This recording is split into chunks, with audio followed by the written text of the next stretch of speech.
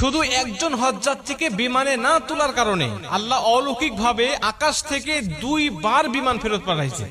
ঘটনাটা মাত্র 2 দিন আগের। আপনারা অনেকেই পত্র পত্রিকায় দেখেছেন, লিবিয়ার একজন মুসলিম যুবক তিনি এই চলতি বছরে হজ করার জন্য সৌদির উদ্দেশ্যে রওনা হয়েছিলেন। উনি যখন ইমিগ্রেশন পাস করে, বোর্ডিং পাস করে যখন তিনি চলে আসছেন বিমানে উঠবেন, সর্বশেষ যাত্রী তিনি বিমানে ওঠার জন্য, উনি যখন উঠবেন তখন সিকিউরিটি গার্ড তাকে বলছেন যে আপনার পাসপোর্ট জনিত সিকিউরিটি ইস্যু রয়েছে, এর কারণে আপনি বিমানে উঠতে পারবেন না, আপনার হজে যাওয়া হবে না। উনি বলছেন যে আমাকে যখন বাধা দিল আমার মধ্যে কোনো হতাশা কাজ করতেছিল না, কারণ আমার মধ্যে প্রবল ইচ্ছা আর আগ্রহ ছিল যে আল্লাহ অবশ্যই আমাকে মক্কায় নিয়ে যাবে, আমাকে হজ করার জন্য নিয়ে যাবে। সিকিউরিটি গার্ডের আমাকে সান্ত্বনা দিতে লাগলেন, দেখেন যে আপনার সমস্যার কারণে আপনি যেতে পারবেন না, আল্লাহ বাঁচায় রাখলে আপনি আপনার সামনে বার যাবেন।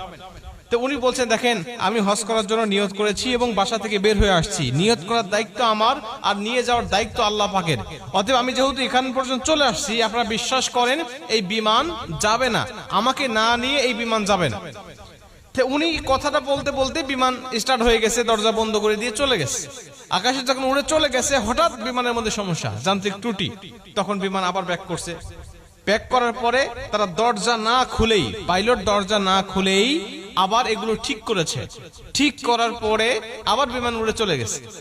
আবার যখন উড়ে চলে গেছে একই সমস্যা, বিমান তো অবাক, আমরা ঠিক করলাম, ভালো বিমান নিয়ে আকাশে উড়লাম, আবার ত্রুটি দেখা দিল, আবার গিয়ে ঠিক করলাম, আবার চলে আসলাম, আবার একই সমস্যা দেখা দিল।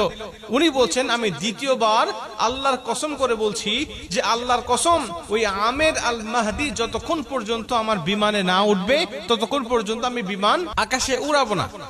উনি কসম করে এখানে নিয়ে আসছেন, নিয়ে এসে বলছেন যে আপনি বিমানে ওঠেন, এবং আপনাকে না নিয়ে যাওয়ার কারণে আল্লাহ অলৌকিকভাবে আমার বিমানের মধ্যে 2 বার একই সমস্যা দিয়েছে, যে সমস্যার সমাধান আমরা করেছি, কিন্তু আপনাকে না নিয়ে গেলেই সমস্যা আবার নতুন করে সৃষ্টি হচ্ছে।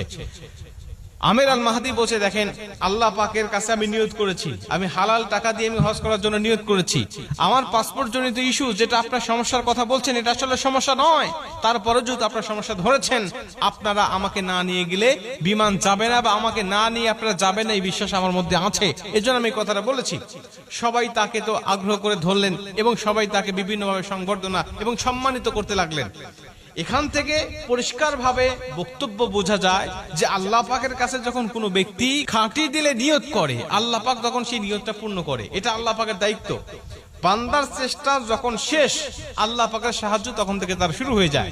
বান্দা ইচ্ছা করলেই বিমানটাকে আটকে রাখতে পারবে না, কারণ এটা দেশের নিয়ম, দেশের আইন, সে ইচ্ছা করলেই এককভাবে সেটাকে পরিবর্তন করতে পারবে না। এজন্য আল্লাহ পাক অলৌকিকভাবে